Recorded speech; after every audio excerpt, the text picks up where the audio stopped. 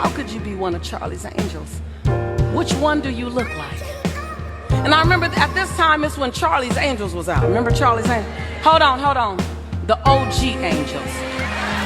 So they were having tryouts for the Charlie's Angels and the Bionic Woman. 40 girls tried out. I was the only little chocolate drop in the tryouts. And I remember the first event was the 100-yard dash. Start running, that was easy. I got this. Ain't none of these chicks been chased like I've been chased before. So when I passed the finish line, they were like, Lisa Nichols won. Yes! Second event was the roll, stop, and freeze, sucker. I had it down. I practiced all day. I was flipping my hair. And so when they did it, they were like, Lisa Nichols, you won. I was like, yes. The third and final event was the leap over the chair for the Bionic Woman. And when I landed on the other side, I cleared it easily. I messed them up because I did this. Lisa Nichols won. So now I won all 3 events. I was like, yes, finally I'm included. Charlie's Angels number 1, Diane. That's cool. Is that my name? That's cool. Charlie's Angels number 2, Cindy. That's okay. It's all right. Charlie's Angels number 3, Kimberly. I was like, oh, that's okay. I want to be the Bionic Woman anyway. She's the beast. She's amazing. And the Bionic Woman. Yes, go. We'll get my together. It's good. Francis.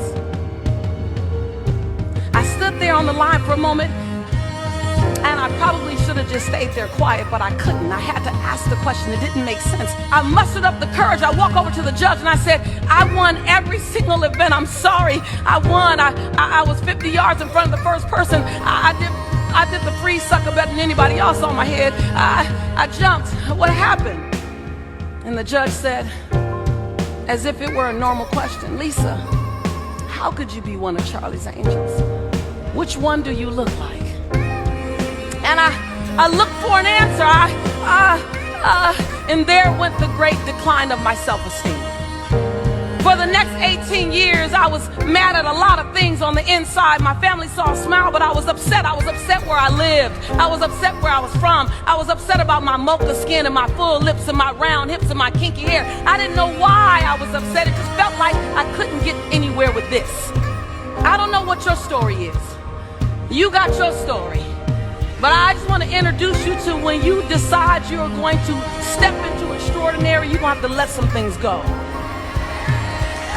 I was about 22 years old.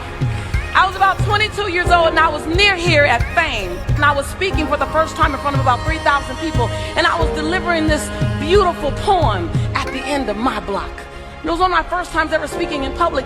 And as I walked down, everyone's telling me, hello, you were amazing. And as I'm walking through the walkway, this most familiar voice ever, her hand was on my shoulder. She said, you were incredible. And I knew this voice. I turned around and I'm looking face to face with television's Bionic Woman, Lindsay Wagner. Hold on. But you know how sometimes your story and your misery chase you through the years? As if it were yesterday, I said, I won the race, and they didn't. And I just started crying. 22, 23 years old, standing amongst 3,000 people, just delivered the best speech ever, and I just start crying. I go back to being a fifth grader. They said I couldn't. And she looked at me. And sometimes you need an earth angel, y'all, to snatch you out of your own limiting beliefs. She had no idea what I was talking about. She just looked at me and said, sweetheart, she goes, I'm an actress.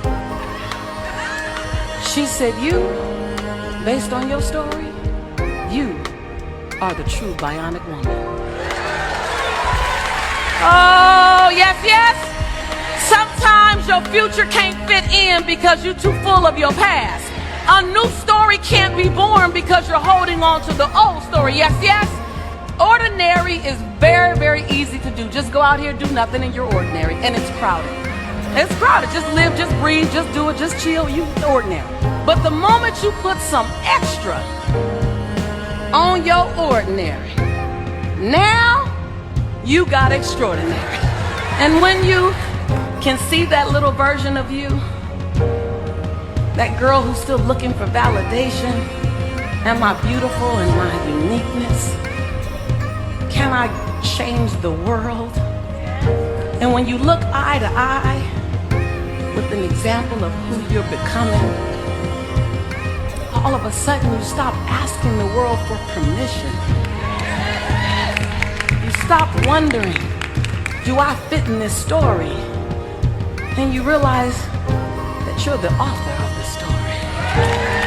Who you are, you're extraordinary, is waiting to be born through